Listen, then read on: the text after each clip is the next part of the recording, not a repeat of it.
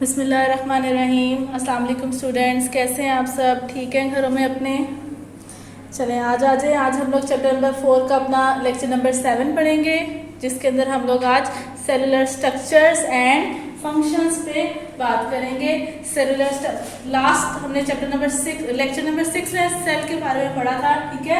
आज हमने अब सेल का आगे फर्दर डिटेल पढ़नी है, यानी कि उसके अंदर के जो स्ट्रक्चर्स हैं उनके बारे में पढ़ना है और फिर फंक्शन के बारे में पढ़ना है। उसके जो मेजर जो सामने बेसिक बाहर वाले जो स्ट्रक्चर्स हैं अभी हम उनको पढ़ेंगे। अंदर की ऑर्गेनेलिस पे डिटेल में हम लोग नेक्स्ट लेक्चर में बात करेंगे। तो आज हम लोग सेल वॉल के बारे में पढ़ेंगे, cell membrane, cytoplasm and cytoskeleton के बारे में पढ़ेंगे। सेल और इन सब चीजों की हमने ये टॉपिक्स पढ़ने हैं कि ये कहाँ प्रेजेंट है, किसमें है, किसमें नहीं है, इनकी लोकेशन कहाँ है, यानी एक्सटर्नल है या इंटरनल है, कंपोजिशन क्या है, किस चीज से बनी हुई है और इनका फंक्शन क्या है। जनरली अगर मैं आपको दिखाऊं ये ओवरव्यू, मैंने अभी ये पूरा डिटेल में आपके सेल के स्ट्रक्चर्स नहीं बताए हैं, इनको बस देखते हुए इनके अकॉर्डिंग जो इनकी लेबलिंग है मैंने जस्ट वो बनाई है। अभी ये आपका प्लांट सेल है और इस तरफ आपका एनिमल सेल है। प्लांट सेल में सेल वॉल आउटर, सबसे आउटर जो आपको चीज नजर आएगी वो सेल वॉल नजर आएगी, जबकि एनिमल सेल में सेल वॉल नहीं होती है। उसके बाद आपका आ जाता है सेल मेम्ब्रेन। तो सेल मेम्ब्रेन प्लांट सेल में सेल वॉल से जो इंटरनल स्ट्रक्चर है वो सेल मेम्ब्रेन है, ठीक है। लेकिन आपके एनिमल सेल में जो आउटर स्ट्रक्चर ही नजर आ रहा है वो सेल मेम्ब्रेन का ही नजर आ रहा है। उसके बाद साइटोप्लाज्म, यानी अंदर यहाँ पे पूरा जेलिलेटेड फ्लूइड मटेरियल सारा बस होता है, जहाँ जिसके अंदर सारी ऑर्गेनेलिस प्रेजेंट होती हैं, वो पूरा मटेरियल जो है उसको हम साइटोप्लाज्म का नाम देते हैं। प्लांट भी ऐसे ही है और एनिमल में भी ऐसे ही है।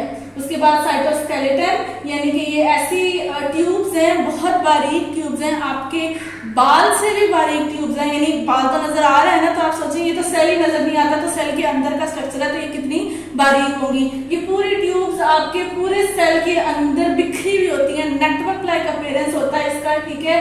और ये आपके जो सेल है उसको उसकी शेप प्रोवाइड कर रहा होता है एक्चुअली में, यानी ये आपके सेल को, चाहे वो प्लांट सेल है या एनिमल सेल है, उसको कोलैप्स नहीं होने देता है, ठीक है। अगर साइटोस्केलेटन नहीं होगा तो फिर वो अपनी शेप में नहीं रहेगा, वो कोलैप्स कर जाएगा। अब इन सब का डिटेल हम बुक से पढ़ते हैं। आ जाएं अब अपने बुक के पेज नंबर 57 पर। Cellular structures and functions. We are well familiar with the basic organization of a eukaryotic cell. Here we will eukaryotic और प्रोकैरियोटिक को यहाँ पे इसलिए कह रहे हैं कि हमें पता है, वो चैप्टर 3 में थोड़ा उसके बारे में बता चुके हैं। यूकैरियोटिक सेल हमारे जैसे सेल को यूकैरियोटिक सेल कहते हैं जो कॉम्प्लेक्स ऑर्गेनिजम्स में होता है, और प्रोकैरियोटिक सेल यानी जो सिंगल सेल लाइक स्ट्रक्चर्स होते हैं उनको प्रोकैरियोटिक ऑर्गेनिजम्स बोलते हैं, ठीक है। सो यहाँ पे मैंने वो बात की है कि हम जानते हैं यूकैरियोटिक सेल की बेसिक ऑर्गेनाइजेशन क्या है। Here we will get some detailed learning about cellular structure and its function. A cell is made by the assemblage of organelles. Assemblage कहते हैं इकट्ठा करना, टुगेदर, कंबाइन करने को, ठीक है। यानी कि ऑर्गेनेलिस को कंबाइन करके किसी एक चीज में रख दिया जाए तो वो यहाँ पे ये बात कर रहे हैं तो वो सेल बन जाता है। There are some structures in cell that are not organelles. वो ऑर्गेनेलिस तो नहीं है लेकिन वो अपना important रोल प्ले कर रही हैं, but are still very important for cell. These structures are cell wall, cell membrane, cytoplasm and cytoskeleton. ये ऑर्गेनेली नहीं है लेकिन इनके बगैर सेल कुछ है भी नहीं। जब तक सेल वॉल नहीं होगा तो क्या वो सेल रहेगा? अगर मैं जनरल एग्जांपल दूं तो आप अपने घर को देखते हो, जब तक दीवारें नहीं होंगी तो क्या कमरे बनेंगे, खिड़कियां दरवाजे नहीं होंगे तो क्या रूम रहेगा। सो ये चीजें वो आपके सेल की ये दीवारें खिड़कियां ही हैं, ठीक है, जो कि अपना एक रोल प्ले कर रही हैं सेल का एक स्ट्रक्चर क्रिएट करने में। First of all, cell wall. We know that not all living organisms have cell wall around their cell. For example, animals and many animal-like protist. मैंने आपको अभी बोर्ड पे दिखाया था कि एनिमल सेल के पास सेल वॉल नहीं है जबकि प्लांट सेल के पास सेल वॉल है। सो यहाँ पे ये कहने कि सारे लिविंग ऑर्गेनिजम्स में सेल वॉल नहीं होती। Cell wall is a non living and strong component of cell. So ये लिविंग नहीं है, ये नॉन लिविंग स्ट्रक्चर है। Located outside plasma membrane. Plasma membrane यानी कि सेल मेम्ब्रेन से बाहर होता है। अभी आपने बोर्ड पे देखा भी था कि वो सेल वॉल सबसे आउटर स्ट्रक्चर जो है वो सेल वॉल है, उसके बाद अंदर सेल मेम्ब्रेन है। It provides shape, strength, protection and support to the inner living matter protoplasm of cell. इसका फंक्शन आ जाता है, तो फंक्शन क्या है सेल वॉल का कि ये शेप दे रही है, साथ में स्ट्रेंथ थोड़ी सी प्रोवाइड कर रही है, प्रोटेक्शन भी ऑटोमेटिकली दे रही है और सपोर्ट भी दे रही है। किसको? जो अंदर मटेरियल प्रेजेंट है उस सबको। Next paragraph, plant cell have a variety of chemicals in their cell wall, यानी कि ये क्या है उसकी कंपोजिशन के बारे में थोड़ा बताने लगे हैं और लेयरिंग के बारे में भी बता रहे हैं कि उसके पास कितनी लेयर्स हैं। तो वो कह रहे हैं कि प्लांट सेल की सेल वॉल काफ़ी सारे केमिकल्स से बनी हुई है। The outer layer of plant cell wall is known as primary cell wall, and जो बाहर की तरफ होती है वो प्राइमरी होती है और जो थोड़ी अंदर की तरफ होती है वो सेकेंडरी सेल वॉल होती है। The outer layer of plant cell wall is known as primary wall and cellulose is the most common chemical in it. तो जो आउटर लेयर प्राइमरी लेयर है वो किसकी बनी हुई है? वो सेलुलोज की बनी हुई है, जबकि जो इनर है वो डिफरेंट मटेरियल से बनी है। वो पढ़ते हैं किससे बनी है। Some plant cells for example xylem cells also have secondary wall on the inner side of primary wall. It is much thicker and contain lignin and some other chemical. तो जो सेकेंडरी सेल वॉल है वो किससे बनी है? वो lignin से बनी है। सो इस दोनों में differentiate between primary and secondary cell wall का क्वेश्चन आ सकता है। सो और आपका इसमें पहला पॉइंट होगा वो किन से बनी है। तो आपकी जो प्राइमरी वॉल है वो सेलुलोज से बनी है, जबकि सेकेंडरी वॉल लिग्निन से बनी है। प्राइमरी वॉल थोड़ी सी थिन है, जबकि जो आपकी सेकेंडरी वॉल है वो थिक है। There are pores in the cell wall of adjacent cells through which their cytoplasm is connected. These pores are called plasmodesmata. Further आगे जब आप जाएंगे डिटेल में तो मैं आपको जब आगे स्ट्रक्चर्स बनाऊंगी तो तब बताऊंगी कि सेल वॉल के अंदर छोटे छोटे पोर्स होते हैं, जिसमें से अगर कोई एक लॉन्ग ट्यूबलेट स्ट्रक्चर बन रहा है, सेल्स कंबाइन करके एक ट्यूबलेट स्ट्रक्चर बना रहे हैं, तो उसमें से उन्होंने चीज़ें भी तो पास करनी है ना एक सेल से दूसरे सेल में। तो वो एक सेल से दूसरे सेल में चीज़ें कहाँ से फिर पास होंगी? तो वो पोर्स लाइक स्ट्रक्चर होते हैं, जिसको क्या नाम हम दे रहे हैं? प्लाज्मोडेस्माटा। यानी कि वो आप कह लें एक सेल का दरवाजा है जिसमें से दूसरे सेल के दरवाजा, जब ये दरवाजे खुलते हैं तो चीज़ें इनमें से पास आउट होती है, एक्सचेंज हो जाती हैं। Fungi and many protists have cell wall although they do not contain cellulose, यानी कि कुछ ऐसे ऑर्गेनिजम्स हैं जिनकी सेल वॉल है लेकिन वो सेल वॉल किस सेलुलोज से नहीं बनी हुई। Their cell wall are made of variety of chemicals. For example, chitin is present in the cell wall of fungi, यानी कि जो fungi जो प्लांट का एक पूरी एक कह लो क्या ब्रांच है, फैमिली है, उसकी जो सेल वॉल है वो सेलुलोज से नहीं बनी हुई, वो किससे बनी हुई है? काइटिन से बनी हुई है। Prokaryotes have a cell wall composed of peptidoglycan, which is a complex of amino acid and sugars. Prokaryote जैसे मैंने अभी आपको बताया कि यूकैरियोट और प्रोकैरियोट्स भी हैं। हम जैसे हमारे में जो सेल्स हैं वो सब यूकैरियोटिक, हम यूकैरियोटिक ऑर्गेनिजम्स हैं, यूकैरियोटिक सेल्स हैं हमें, लेकिन जो प्रोकैरियोट जो सिंगल सेल के होते हैं उनके पास जो सेल वॉल प्रेजेंट है वो किससे बनी है? वो पेप्टाइडोग्लाइकन से बनी है। सो ये एमसीक्यूज में आ जाता है कि फंजाई की सेल वॉल किससे बनी हुई है और प्रोकैरियोट्स की सेल वॉल किससे बनी हुई है। आपको को एमसीक्यू के लिए अंडरलाइन कर लें, याद करना है। इसमें जो क्वेश्चन है वो ज़्यादातर आपको कंपोजिशन के ऊपर आ जाता है कि आपकी प्राइमरी वॉल और सेकेंडरी वॉल की कंपोजिशन बता दें आप। ठीक हो गया। नेक्स्ट आ जाए आपका cell membrane. All prokaryotic and eukaryotic cells have a thin and elastic cell membrane covering the cytoplasm. Cell membrane function as a semi-permeable barrier allowing very few molecules across it while fencing the majority of chemicals inside it cell. In this way, cell membrane maintains the internal composition of cell. यहाँ तक वो कह रहे हैं कि सब sales में, वो चाहे वो प्रोकैरियोट्स हैं या यूकैरियोटिक सेल्स हैं, सब में सेल मेम्ब्रेन प्रेजेंट होती है, पहली बात। दूसरी बात ये कि वो थिन होती है। तीसरी बात ये कि वो इलास्टिक होती है, थोड़ी सी इलास्टिसिटी है। जैसे कि अगर आप अपने रबर बैंड को देखो, उसको आप खींचते हो तो वो थोड़ा सा इलास्टिक होकर लंबा हो जाता है, लेकिन अगर आप ज़्यादा खींचोगे तो वो टूट जाता है। ठीक है, सो इसमें भी इलास्टिसिटी है लेकिन थोड़ी बहुत है। इसके अलावा वो यहाँ पे कह रहे हैं कि ये सेमी परमिएबल है, यानी कि सिव है एक, जैसे आप चाय जब बनाते हो तो वो छन्नी से जब डालते हो तो पत्ती ऊपर रह जाती है और आपका लिक्विड मटेरियल नीचे चला जाता है। तो इसका भी स्ट्रक्चर कुछ ऐसे ही है कि ये कुछ पार्टिकल्स को, कुछ मटेरियल्स को सेल के अंदर बाहर आने देता है और कुछ को रोक देता है। जैसे कि सेल के अंदर की ऑर्गेनेलीज हैं वो इसको अपने में से बाहर नहीं जाने देती, लेकिन बाहर से बहुत सारे मटेरियल्स हैं जो सेल के अंदर आ जाते हैं। सो ये एक बैरियर है आपके सेल का। जो सेल वॉल है वो तो सब चीज़ों को अंदर भी भेज रही है, बाहर भी भेज रही है, वो रुकावट का काम नहीं कर रही, लेकिन जो सेल मेम्ब्रेन है वो एक बैरियर का काम कर रही है, इसलिए इसको सेमी परमिएबल का नाम दिया गया है। इसके अलावा वो यहाँ पे ये कह रहे हैं कि ये कुछ हद तक जो आपके इंटरनल स्ट्रक्चर्स हैं उसको भी अंदर रख रही है, यानी उसको अंदर रखने में सपोर्ट प्रोवाइड कर रही है, मेंटेनेंस का काम कर रही है। In addition to this vital role cell, next page पे आ जाए, page number 59, cell membrane can also sense chemical messages and can identify other cells. यानी कि सेल के अंदर कोई और सेल को अगर एनर्जी चाहिए फॉर एग्जांपल, और अगर वो उसने सब सेल तक मैसेज भेजना है कि मुझे एनर्जी चाहिए, मैंने काम करना है, तो आप लोग मुझे एटीपी प्रोवाइड करो, बना के दो, तो वहाँ से जो वो मैसेज आया है वो सेल वॉल डिटेक्ट नहीं करती है, वो सेल मेम्ब्रेन डिटेक्ट करती है। फिर उस मैसेज को वो अंदर एक्यूरेट ऑर्गेनेली तक पहुंचाती है, जिस ऑर्गेनेली ने एटीपी का काम करना है। हम पढ़ेंगे आगे वो किस ऑर्गेनेली ने करना है, ठीक है। फिर वो वहां तक उसका मैसेज पहुंचा देती है और फिर वो मैसेज वहां पर डिलीवर होता है और वो काम करता है, फिर वो एटीपी बाहर आता है। सो जो आपकी सेल मेम्ब्रेन है ये मैसेज को भी रिकॉग्नाइज करती है। इसके बाद नेक्स्ट पैराग्राफ पे आ जाएं। Chemical analysis reveals that cell membrane is mainly composed of protein and lipid with small quantity of carbohydrate. उसकी कंपोजिशन आ गई है कि किस किस से बनी है, प्रोटीन से बनी है, लिपिड से बनी है और थोड़ी सी क्वांटिटी में कार्बोहाइड्रेट भी प्रेजेंट हैं इसमें। Electron microscope examination of cell membrane have led to the development of fluid mosaic model of cell membrane। जो डिटेल इसकी स्टडी पड़ी थी जब इलेक्ट्रॉन माइक्रोस्कोप में, और उन्होंने जब उसकी स्टडी को देखा था, जो कि आपको नीचे डायग्राम में भी नजर आ रहा है, तो वो कह रहे हैं कि ये एक फ्लूइड मोज़ैक स्ट्रक्चर है, ठीक है, यानी कि एक बायलेयर स्ट्रक्चर है जिसमें ऊपर और नीचे ये आपको दो लेयर्स नजर आ रही हैं। लिपिड की लेयर है और उसके बीच में यहाँ पे प्रोटीन एम्बेडेड है, यानी कि घुसे हुए हैं जिसे कहते हैं अंदर, ठीक है। और कहीं कहीं कोई कोलेस्ट्रॉल का या फिर कार्बोहाइड्रेट का भी कोई मॉलिक्यूल इसके साथ अटैच होगा। डिटेल पढ़ते हैं फ्लूइड मोज़ैक मॉडल की। According to this model there is a lipid bilayer in which the protein molecules are embedded.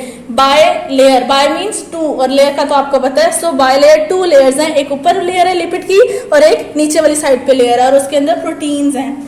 The lipid bilayer gives fluidity and elasticity to membrane। जो हमारे membrane को, जो अभी मैंने आपको कहा था रबर बैंड की तरह खींचेंगे तो थोड़ी सी इलास्टिसिटी प्रोवाइड होती है। वो इलास्टिसिटी कहाँ से आ रही है? वो लिपिड से ही आ रही है। लिपिड आप जनरली आपको पता है ना, जो हमारे घर में ऑयल घी वाला स्ट्रक्चर होता है वो लिपिड होता है। तो आप देखो उसमें थोड़ी सी इलास्टिसिटी, यानी अगर आप अपने माइंड में उसको थोड़ा सा लेके आओ, सॉलिड मटीरियल को अगर हल्का सा हीट करते हो, घी को हीट करते हो तो वो ऑयल में कन्वर्ट हो जाता है, ऐसे ही है। और अगर ऑयल को ठंडा कर दो तो वो घी में कन्वर्ट हो जाता है, यानी उसमें हल्की सी कोई इलास्टिसिटी है ना। तो वो यहाँ पे भी जो इलास्टिसिटी प्रोवाइड कर रहा है वो लिपिड ही प्रोवाइड कर रहा है। Small amount of carbohydrates are also found in cell membrane. These are joined with protein और lipid of membrane. In eukaryotic cell cholesterol is also present in lipid bilayer. अभी मैंने आपको बताया कि प्रोटीन भी प्रेजेंट होती है, कार्बोहाइड्रेट्स भी होते हैं और कोलेस्ट्रॉल भी होते हैं, लेकिन ये थोड़े प्रोटीन और लिपिड का तो एक मेजर रोल प्ले हो रहा है, लेकिन जो लिपिड और कोलेस्ट्रॉल जो कार्बोहाइड्रेट एंड कोलेस्ट्रॉल है वो स्मॉल अमाउंट में कहीं कहीं प्रेजेंट हैं। In eukaryotic cell, many organelles, for example, mitochondria, chloroplast, Golgi apparatus, and endoplasmic reticulum, are also bounded by cell membrane। यानी कि जो आप आगे फर्दर पढ़ोगे ऑर्गेनेलीज जो आपके एक सेल के अंदर हैं, उन ऑर्गेनेलीज की भी तो सेल वॉल या सेल मेम्ब्रेन होगी ना। तो सेल वॉल तो नहीं है, लेकिन हर ऑर्गेनेली में सेल मेम्ब्रेन जरूर प्रेजेंट है। उन्होंने ये आपको एग्जाम्पल भी दे दी है। अपने आप आ जाए पिंक बॉक्स पे। When we talk about all the membranes of a cell we call them as cell membrane. यानी कि सिर्फ अगर आप बाहर की सेल की बात करते हो तो वो तो एक सेल मेम्ब्रेन आती है, लेकिन इंटरनली जितनी आपकी ऑर्गेनेलीज हैं उनकी भी मेम्ब्रेन, यानी एज अ होल आप ऑर्गेनेली की मेम्ब्रेन प्लस सेल की मेम्ब्रेन के बारे में बात करते हो तो हम उसको सेल मेम्ब्रेन ही बोलते हैं। when we talk about only the outer membrane of cell, we call it as plasma membrane. और अगर हम सिर्फ खाली सेल की बात करते हैं, सेल की मेम्ब्रेन को देख रहे हैं, तो उसको हम प्लाज्मा मेम्ब्रेन कहते हैं. सेल मेम्ब्रेन कहोगे अगर किसी को तो वो समझेगा कि वो ऑर्गेनेली की भी मेम्ब्रेन की बात हो रही है और प्लांट या एनिमल सेल की भी मेम्ब्रेन की बात हो रही है. लेकिन अगर आप स्पेसिफाई करके करना चाह रहे हो कि फ्लूइड मोज़ेक मॉडल है और वो उसका आउटर स्ट्रक्चर में जो प्रेजेंट है, तो वो जो आउटर स्ट्रक्चर आप वर्ड बोलोगे उसकी जगह आप प्लाज्मा मेम्ब्रेन वाला वर्ड बोलोगे. ठीक है. नीचे अब नेक्स्ट आ जाए. इसके अंदर इस जो आपका सेल मेम्ब्रेन है, इसके अंदर इसकी फ्लूइड मोज़ेक मॉडल की कंपोजिशन पे क्वेश्चन आता है. यहाँ पे आप चाहे लिख दें write down the composition of fluid mosaic model. ठीक है, कि ये इसका जो मॉडल है इसमें क्या क्या चीज़ें प्रेजेंट हैं. देन नेक्स्ट आपका टॉपिक आ जाता है cytoplasm. Cytoplasm is a semi viscous and semi transparent substance between plasma membrane that is cell membrane and nuclear envelope.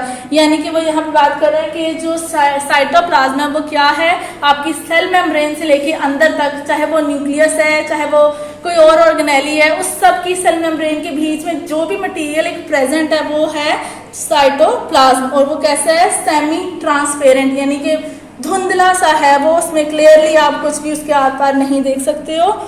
It contains water in which many organic molecules like protein, carbohydrate, lipids and inorganic salts are completely or partially dissolved. So ये semi transparent का word इसलिए लिखा गया है. Water तो transparent होता है, नहीं भी होता, क्योंकि आप वाटर के आर पर क्लियरली नहीं देख सकते हर वाटर के आगे पीछे. लेकिन अगर आप थोड़ा सा कभी किसी झील या नदी के बारे में सुनो तो वो ये होता है आप ऊपर से उसका नीचे का स्ट्रक्चर देख सकते हो. लेकिन नॉर्मली वाटर भी सेमी ट्रांसपेरेंट होता है, आप क्लियरली उसके आर पार नहीं देख सकते हो.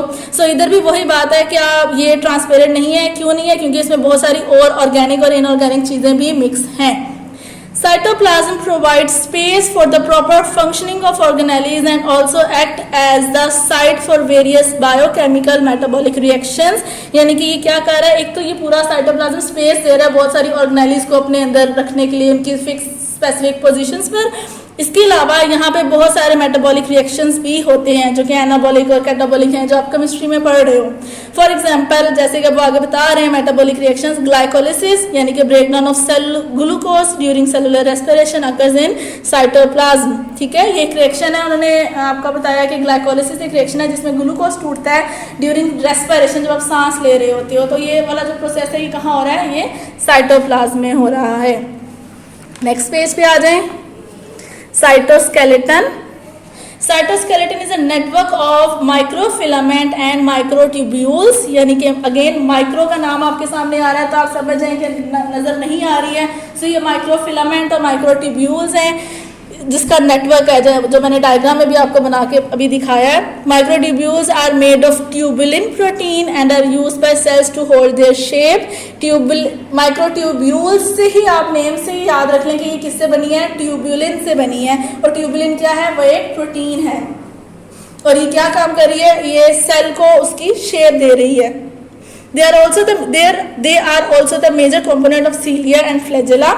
सीलिया एंड फ्लैजेला आप जब अपने एक्सपेरिमेंट्स परफॉर्म करोगे तो मैं आपको बताऊंगी बहुत सारे माइक्रो ऑर्गेनिजम्स हैं. पैरामीशियम है, आपका बैक्टीरिया है, इनमें यानी इनकी मूवमेंट के लिए स्ट्रक्चर्स प्रेजेंट होते हैं जिनका नाम सीलिया और फ्लैजेला है. सो वो जो सीलिया और फ्लैजेला है वो भी आपकी ट्यूबुलिन प्रोटीन से ही बने हुए होते हैं. Microfilaments are thinner and are made of actin protein. वो कह रहे हैं कि जो माइक्रोफिलामेंट है वो माइक्रोट्यूब्यूल से थोड़े पतले होते हैं और ये एक्टिन प्रोटीन से बनते हैं. They help change cells to change their shape. ये थोड़े से कह लो कि इलास्टिसिटी वाले होते हैं, थोड़े बेंड होने वाले होते हैं. सो ये अब सेल को अपनी थोड़ी सी शेप चेंज करने में हेल्प करते हैं. हम आगे अपने प्रोसेसेस में पढ़ेंगे कि जो हमारा प्लांट सेल है या एनिमल सेल है ये थोड़ा टर्जिड भी हो जाता है और थोड़ा फ्लैसिड भी, यानी थोड़ा सा मोटा भी हो जाता है और थोड़ा सा पतला भी हो जाता है. सब कभी कभी ज़्यादा पतला भी हो जाता है, वो हम आगे सारे प्रोसेसेस पढ़ेंगे. सो इनकी जो हल्की सी ये जो शेप का चेंज है ये किसकी वजह से हो रहा है, ये माइक्रो फिलामेंट की वजह से ही हो रहा है. ठीक है। अभी तक का जितना भी चैप्टर, अब ये सब आपने पढ़ा है, इसमें भी लॉन्ग कुछ नहीं था, शॉर्ट ही था। लॉन्ग के लिए भी आपका आगे बहुत चैप्टर पढ़ा हुआ है जिसके अंदर बहुत सारे लॉन्ग आएंगे। अभी के लिए आपका शॉर्ट है। हाँ, अगर आप लॉन्ग में लेकर आते हो तो आपका जो ये फ्लूइड मोज़ेक का स्ट्रक्चर ये जो है ये लॉन्ग में आ सकता है। कोशिश करें कि इसके साथ आप ये डायग्राम भी याद कर लें, क्योंकि अगर आप डायग्राम याद करेंगे वेल एंड गुड, पहले आप डायग्राम बनाएं उसके बाद आप उसकी थ्योरी लिखें। तो जब एग्जामिनर डायग्राम को चेक करेगा तो वो आपकी डायग्राम को देख के ही थोड़ा सा यानी उसके ऊपर इंप्रेशन अच्छा पड़ता है और वो थ्योरी को जल्दी जल्दी चेक करके आपको अच्छे से नंबर भी दे देगा। ठीक है। इसके अलावा जो मैंने सेल का स्ट्रक्चर बनाया था वो अभी तो इनकम्प्लीट है, वो मैंने आपको जस्ट इसलिए बताया कि इनकम्प्लीट बना के कि जो अभी आज हम पढ़ रहे हैं सिर्फ आपको उसका पता चल जाए कि वो सेल में कहाँ कहाँ प्रेजेंट होते हैं। जैसे जैसे हम आगे ऑर्गेनेलिस पढ़ते जाएंगे तो मैं आपकी उसी सेल के अंदर वो ऑर्गेनेलिस बनाती जाऊंगी और आपको बताती जाऊंगी और आपका प्लांट सेल और एनिमल सेल का स्ट्रक्चर ये आ जाएगा जब हमारी सारी ऑर्गेनेलिस उसके अंदर आ जाएंगी और उसके सारे स्ट्रक्चर्स आ जाएंगे। ठीक है। तो कोशिश करें स्ट्रक्चर्स को साथ साथ आप बनाते जाएं और याद करते जाएं। अल्लाह हाफिज़।